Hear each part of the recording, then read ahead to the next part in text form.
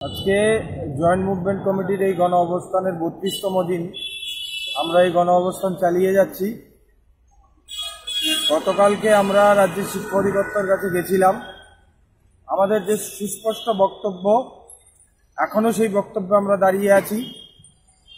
আমরা রাজ্য সরকারের কাছে দাবি করেছিলাম আমাদের স্থায়ী সমাধানের যে পথগুলো, সেগুলো আমরা রাজ্যের মাননীয় মুখ্যমন্ত্রীর কাছে বলে এসেছিলাম এবং গতকালকে ডাইরেক্টর মহোদয়কে একই প্রশ্ন করেছি যে আপনি যে কথাগুলো বলছেন যে হাইকোর্ট এবং সুপ্রিম কোর্টের ভার্ডিক্ট দিয়ে আমাদেরকে টার্মিনেশন করেছেন, আপনাকে প্রমাণ করতে হবে, কারণ কি চিঠিটা আপনি দিয়েছেন, আপনাকে প্রমাণ করতে হবে যে এই হাইকোর্ট এবং সুপ্রিম কোর্টের জাজমেন্টে কোথায় আমি বা আমরা আছি। আমাদের সুস্পষ্ট বক্তব্য, আপনারা স্থায়ী সমাধান করুন। স্থায়ী সমাধানের জন্য আপনারা এই প্রসেসও করতে পারেন, 13,000 পদ আছে তাতেও করতে পারেন, আমাদের কোনো সমস্যা নেই। কিন্তু যতক্ষণ না পর্যন্ত এই সমস্যার সমাধান আপনারা করছেন, এই মঞ্চ আমরা চালিয়ে যাব। গণ অবস্থানের তো আজকে 32তম দিন। সরকার পক্ষ থেকে কোনো আওয়াজ বা সরকার পক্ষের প্রতিনিধিরা এসে আপনাদের সাথে দেখা করা, বা আমি যদি তর্কের খাতিরে ধরেও নিই আপনাদের থেকে এক প্রতিনিধি দলরা যদি সরকার পক্ষের সাথে মিলিত হন, বিষয়টা নিয়ে কি ভাবছেন বা আপনাদের কি মতামত? আমরা তো আমাদের গণধর্ণা মঞ্চ থেকে বারংবার রাজ্য সরকারের কাছে আবেদনটা রাখছি যে আপনারা প্রতিনিধি পাঠান, আলোচনায় বসুন।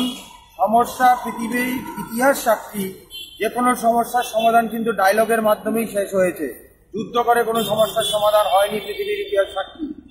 তাহলে ডায়লগ যদি শুরু করতে চায়, সে তো রাজ্য সরকারকে আমরা দুহাত ভরে ডাকছি, আপনারা বসুন, কথা বলুন। আমাদের যে প্রপোজালগুলো দিয়েছিলাম তাতে কোথায় সমস্যা, সেগুলো নিয়ে কথা বলুন, কথা বলে সমস্যার সমাধান করুন। এইভাবে একটা রাজ্য সরকার চালাতে পারে না। দীর্ঘ 32 দিন ধরে আমরা এই গণধর্ণা মঞ্চে রাত্রি যাপন করছি, রাজ্য সরকার নির্বাক। গতকালকে যখন ডাইরেক্টর সাহেবের সঙ্গে আমরা দেখা করতে গেছি, উনি বলছেন আর কতদিন এইভাবে আপনারা বসে আছেন, আপনারা উঠুন, বাড়িতে যান আপনারা। আমরা বললাম আপনি আমাদের চিঠি দিয়ে দিন, আমরা চলে যাব গণধর্ণা মঞ্চ ছেড়ে। আমরা এই গণধর্ণা মঞ্চে বসেছি, আমাদের স্থায়ী সমাধান চাই। স্থায়ী সমাধান যতক্ষণ না হচ্ছে, আর স্থায়ী সমাধান করার মালিক কিন্তু রাজ্য সরকার। আমরা চাইলে আমাদের স্থায়ী সমাধান করতে পারবো না, এটা করতে হবে রাজ্য সরকারকে। চাইলে শিক্ষা দপ্তর করতে পারে, রাজ্য সরকারের মাধ্যমেই করতে হবে। সেই ব্যবস্থাটা রাজ্য সরকার করুক।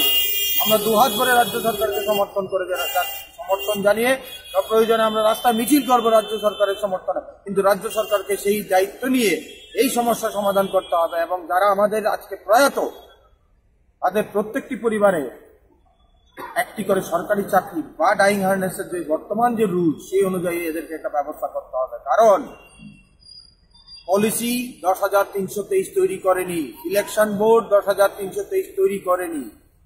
যারা তৈরি করেছেন তারা হলো সরকার। যদি ভুল করে থাকে, সরকার করেছে।